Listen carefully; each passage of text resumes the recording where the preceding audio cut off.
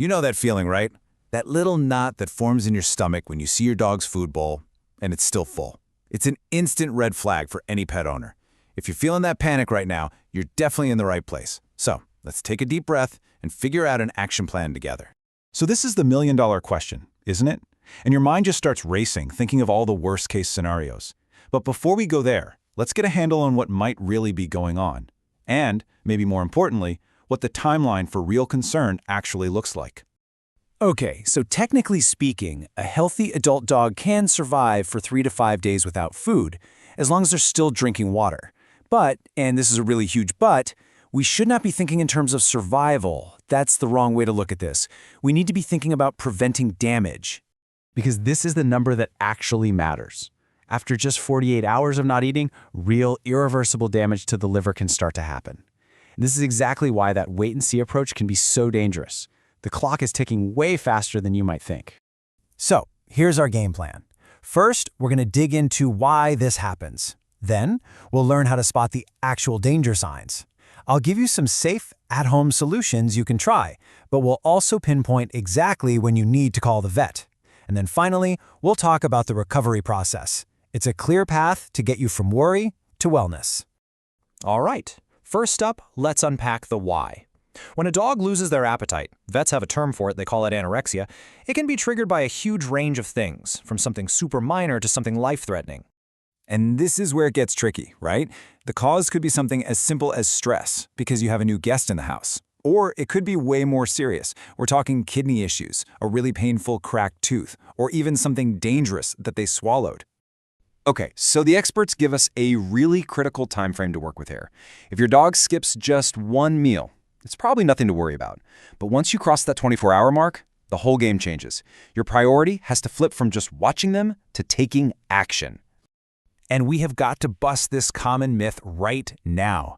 This idea that our dogs are basically just like wolves who can fast for days, it's just not true for our domesticated pals.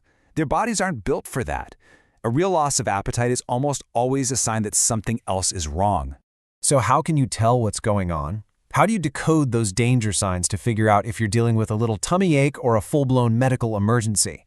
Well, the key is to look for clues beyond just the food bowl. You can think of this as your own little at-home triage guide. You see some mild diarrhea but nothing else? Okay, that's semi-urgent. You can keep a close eye on them. But persistent vomiting? That's urgent. That means it's time for a vet visit.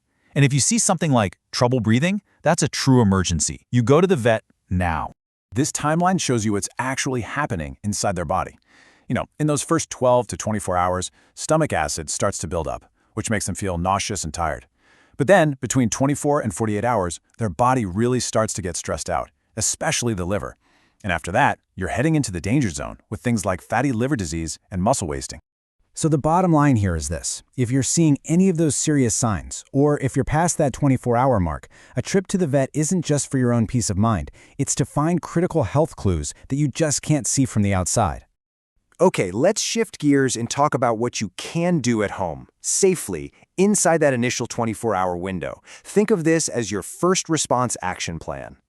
So in the first 12 hours, you're going to play detective. Is the food still fresh? Did it go bad? Take a gentle look inside their mouth. See any obvious broken teeth or swollen gums? If everything looks fine, you can move to step 2. Try gently warming up their food or offering a little bit from your hand. Sometimes that's all it takes to get them interested again. Now, if you're trying to entice them to eat, a bland diet is absolutely the way to go. We're talking simple, easy-to-digest stuff like plain boiled chicken and white rice, or maybe a spoonful of 100% pure pumpkin. These are really easy on a stressed-out digestive system. Just remember the #1 rule: no seasonings, no oil, no butter. Totally plain. And here's a fantastic pro tip: bone broth. Now, I'm not talking about the kind you buy in the soup aisle at the grocery store. That stuff is loaded with salt and onions. I mean a pet-safe version. It is amazing for hydration, it's packed with nutrients, and the smell is often fantastic for tempting a sick dog to eat. You can pour a little over their food or just serve it warm as a drink.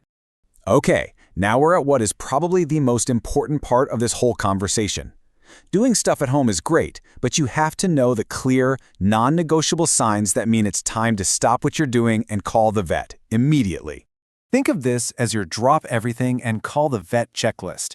If you see any of these things, vomiting more than a couple of times, refusing to drink water, if their gums look yellowish, or if they seem to be in pain when you touch their belly, the time for home care is over. These are serious red flags.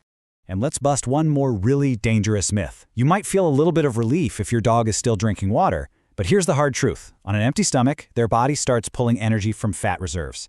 And processing all that fat without any other nutrients puts a huge amount of stress on the liver. So while hydration is crucial, it is not a substitute for nutrition, and it can actually hide a problem that's getting worse fast.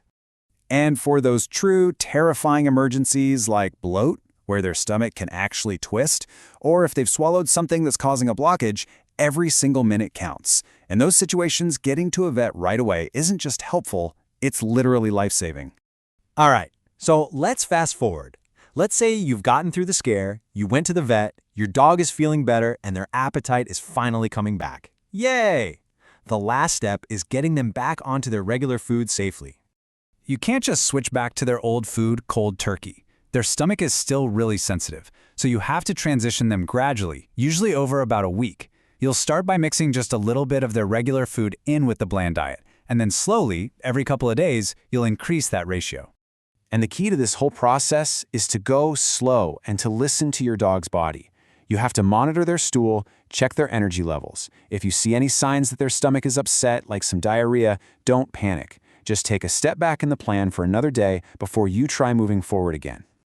So when you boil it all down, it really comes to this. Your dog's appetite isn't just about being hungry. It is one of the most direct ways they can communicate with you about their health. So the real question is, are you listening to what it's telling you? After today, you definitely are.